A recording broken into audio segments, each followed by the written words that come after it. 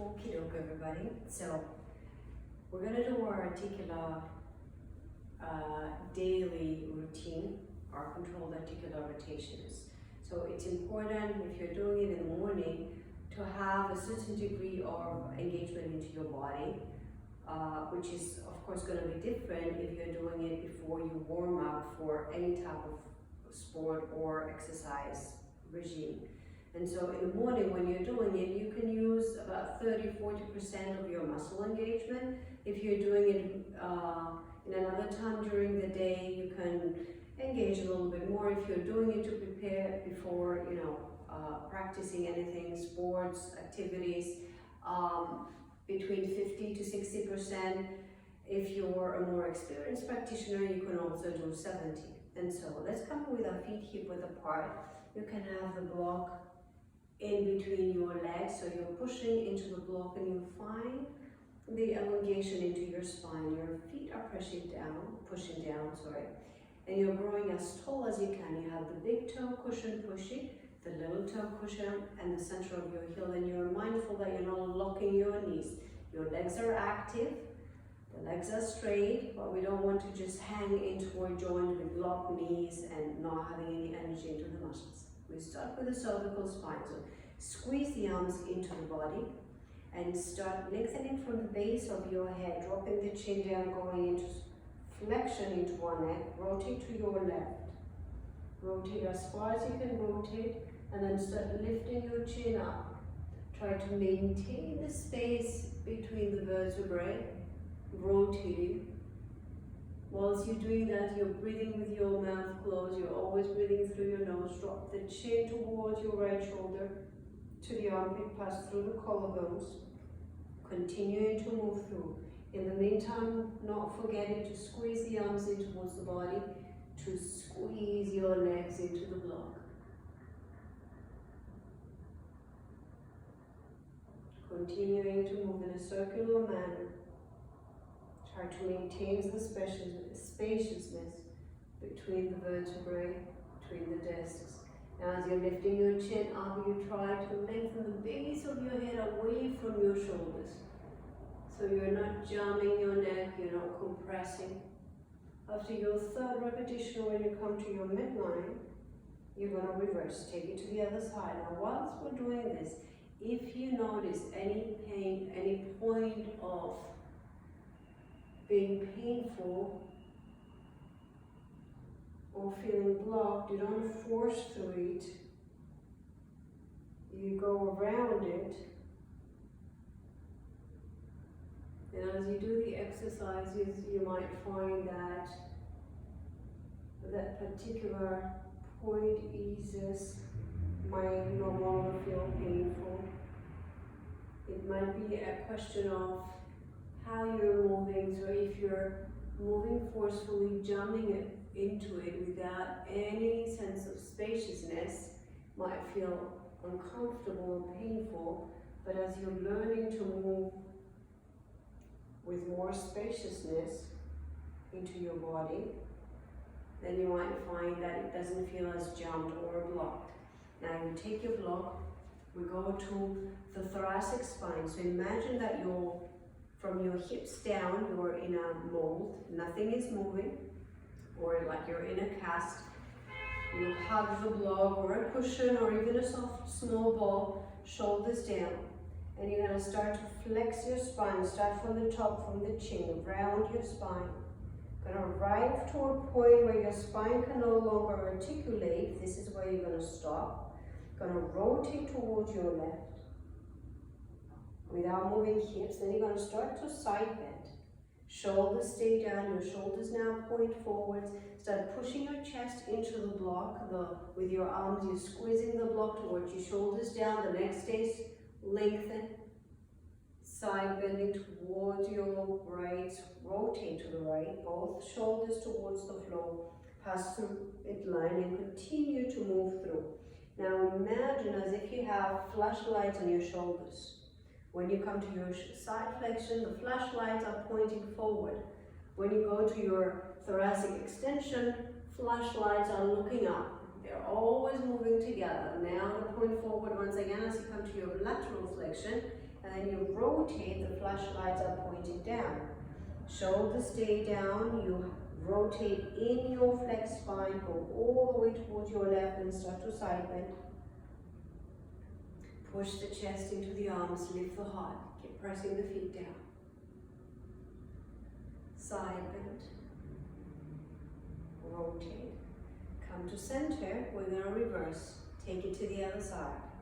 Rotate all the way towards your right. Side bend, shoulders point forward. Push the chest into the block with your arms you're resisting. Try to maintain the length in the cervical, in the lumbar. You're not moving anything else. Up and over your thoracic spine. Rotate as if you're rinsing the spine. Side bend, shoulders face forward. Push the chest into the block. Lengthen your lower back. Feet are pushing into the floor. Legs engaged. Side bend. Rotation. Pass through the midline. Last time to your lateral flexion. Push, lift the heart.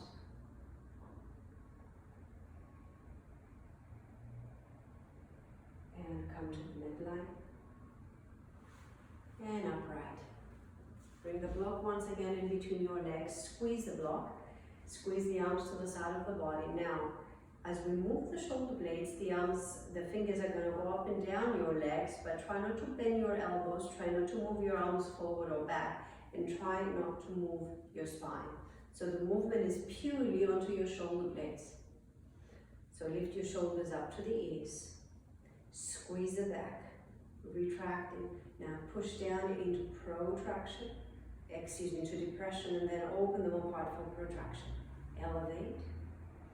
Retract, squeezing back, depress as you push down, protract. One more time, elevation, retraction, depression, protraction. Let's reverse. Squeeze back, lift up, forward, and down. Squeeze back, lift up, forward, and down one more time.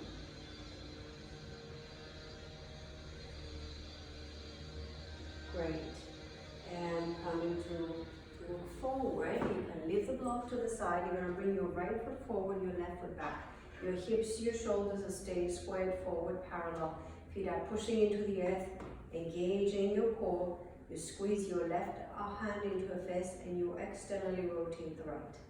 Going to bring the arm diagonally in front of you. Lifting it up, keeping it close to the ear. Push it behind your ear. When you find the maximum flexion, start to rotate the arm and continue that intent of rotation. So when there's more space, the arm is going to move. But you're still thinking of rotation way before there's that point that it can move. Lift it behind you, find the edge, push a little more, and then rotate out. Up. Bring it diagonally in front of you, slowly down. And then again, up. Push it behind you. Internal rotation. Continue your internal rotation. Down.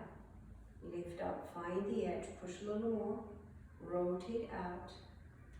And up. Feel that the air is dense and heavy.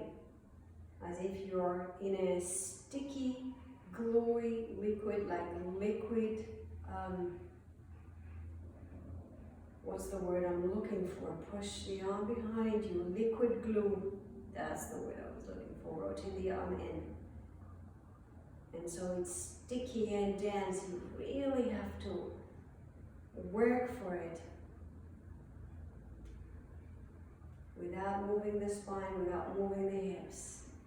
And you can shake it out here. Let's go to the other side.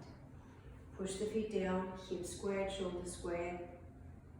Hack the hair down into the lower abdomen. Squeeze the hand into fist. Externally rotate your left arm. Now bring it diagonally in front of you.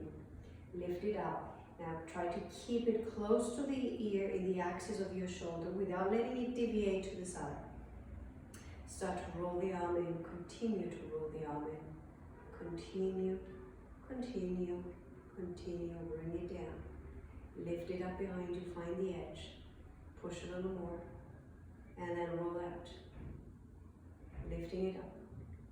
It's going to come diagonal in front of you, and the intent of the activation, the engagement of external rotation remains even though the arm cannot move anymore.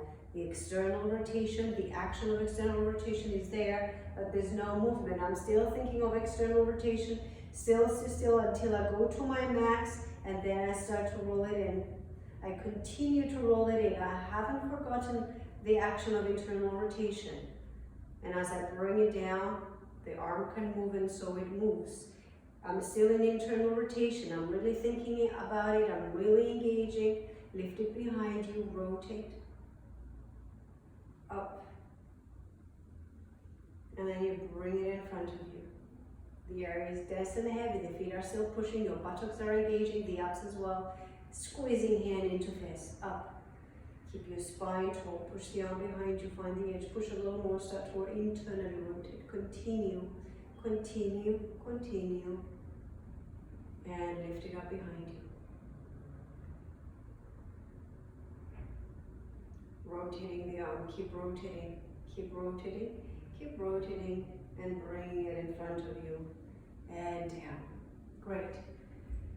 Let's go to our elbows. Arms squeezing in once again. This time a strategy for engaging the entire body. Instead of squeezing the block, it's going to be pushing your feet up hard as if you want to stretch the floor. So you feel the lateral side of your legs engage. The spine is still tall, the arms are squeezing into the body as if you have two very thin envelopes that are under your armpit and you want to keep them there. So start bending your elbows. When you think you found the maximum flexion, the maximum bending in your elbow, push a little more, then rotate. When you think you've reached your rotation, try to rinse a little more out of your forearms and then down. Still, you're in that sticky liquid glue, rotate. Only the forearm moves into the elbow. So if you notice, the upper arm doesn't move at all. Rotate, rinse a little more out of it, squeeze a little more out of it. You'll continue the intent of rotation whilst you're letting your elbows go into extension, whilst you straighten your elbows, rotate out now. Feel as if you have 10 kilos on each hand, 5, 20, whatever your strength capacity might be at. Just to get that idea that whilst you're moving, you're really engaging, you're really using that imaginary resistance. And then we're going to reverse. The back of your hand now is going to come to the back of your shoulder. Find the edge, push a little more, then rotate. When you think you've rotated as much as you can, try a little more and then extend. Rotate in, flex into the elbow, rotate out, try a little more. And of course, when you do it, you're still squeezing your arms in, your feet are still pulling the floor apart. Rotate the arm for the last rep, bend. So you maintain that activation. The entire body is active. And extend. And release. Shake it out. Let's go to our wrists. The forearm is not going to move. The only thing moving is your palm into the wrist. Your fingers are not going to move either. So be mindful if you're bending your fingers and not really moving your hand to the elbow. Once again, find that squeeze of the upper arms into the body. The feet are pushing apart and fingers go in towards each other. Then they go down, they go to the side, and then towards you, up towards the ceiling with your fingers. So I'm saying fingers, but it's really your hand moving into the wrist. The fingers are simply following. In, wrist extension, to the side, flexion, let's reverse, go out, down, in, towards you, out, down, in and towards you, one more time, out, down, in, and towards you. Let's come to the hips. The pelvis is not going to move. You're going to move as much as you can in all directions with your thigh into the hip capsule. So pressing foot to the floor, standing tall once again. Raise whichever knee you want to go first. Find the edge and then see if you can flex a little more. Open it to the side. Start to rotate the thigh in. Feel as if there is a string pulling your heel up. Then circle the leg behind you. Roll the thigh in and bring it a little bit forward. Now push back. Imagine there's a heavy toolbox behind you. You're pushing it with your foot. You're engaging your buttock. You lift the leg up. Knee and heel try to lift up simultaneously. Rotate the leg. Now see if you can lift the knee even higher. Keep the intent of external rotation. And then bring your foot down.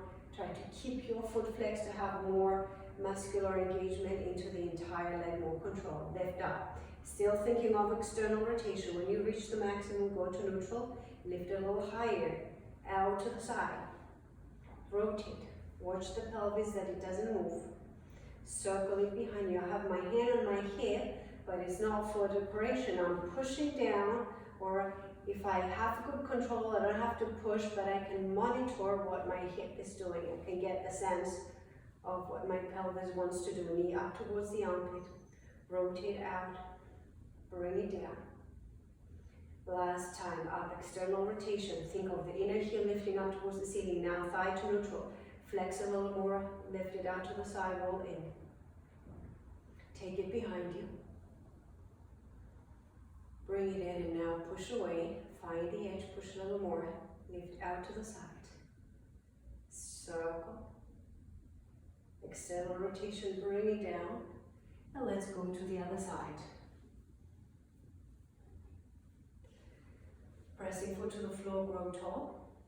Hand on your hip, or you can even squeeze the other hand to the side. Just make sure that you have good connection and sensation with your hips. Open the leg to the side. Rotate in. Circle it behind you. And bring the thigh a little forward. Now push back. Find the edge. Push a little more. Lift it out to the side. Rotate. Knee up towards the armpit to the shoulder. External rotation. Bring it down. Up. Find the edge. Try a little more neutral. Try to find a little more flexion. Out to the side. Rotate in. Heel lifts up, up, up, up, up, up, up. Circle it behind you. Bring it in. Push it behind you. Lift out to the side. Knee up. External rotation. Down. Last time. Thigh neutral. Lift a little higher. Open out.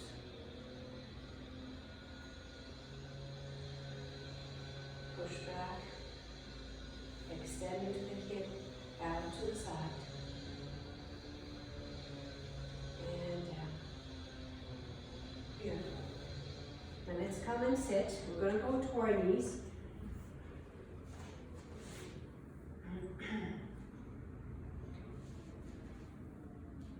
So hold either your thigh under, or if you feel that it's difficult to control the thigh because you want to block the thigh, you bring, if you're doing right leg, you bring the right arm under the right thigh, you grab your left bicep, and you block your thigh. Try to keep your spine tall so you're not collapsing down. Flex your foot. Now rotate the tibia out. The bone that connects your knee to the ankle rotates. And then straighten it, but not all the way.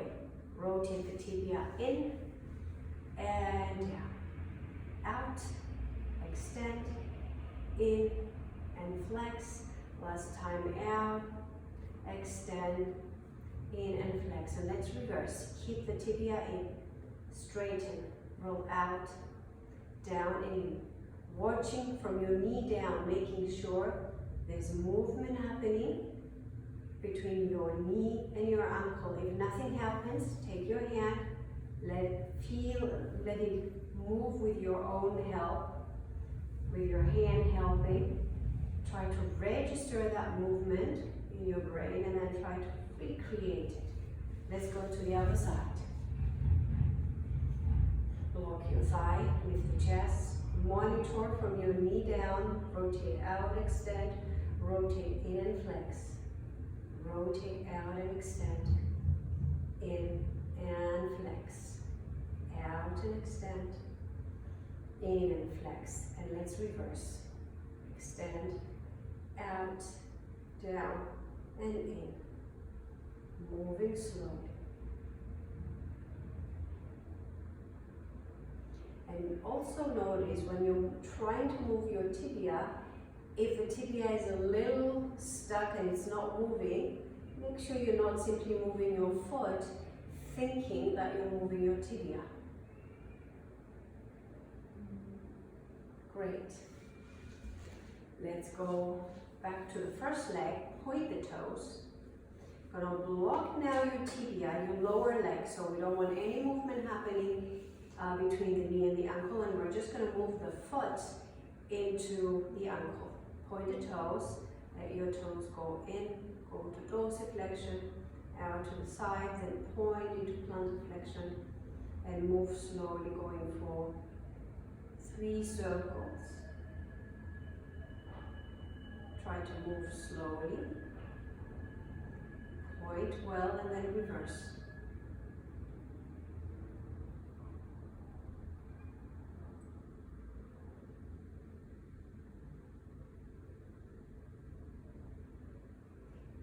Good. And change. Now once you're doing this, you're trying to engage. Remember, if you're doing it in the morning, 40%. If you're doing it before any other activity, more. So you really engage your muscles pointing, and you try to make as big of a circle as your joints allow, in this case the ankle. But of course without any other contribution from the rest of the body. Everything is fixed. The only thing moving is your foot into the ankle. Reverse. Take it to the other side.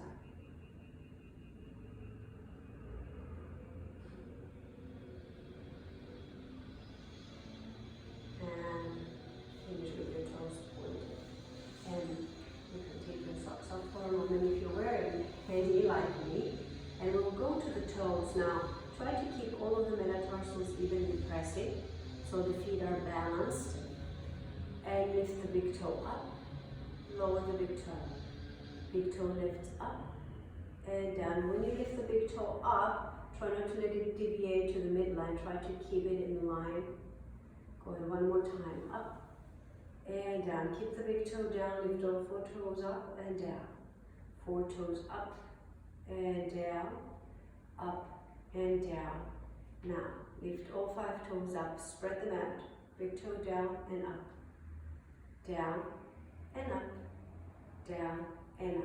Keep all 5 toes up, spread them out, 1 toe at a time, starting from the little toe. Lift them up again, spread them out, 1 toe at a time, up, spread them out, 1 toe at a time, starting from the little toe. Beautiful.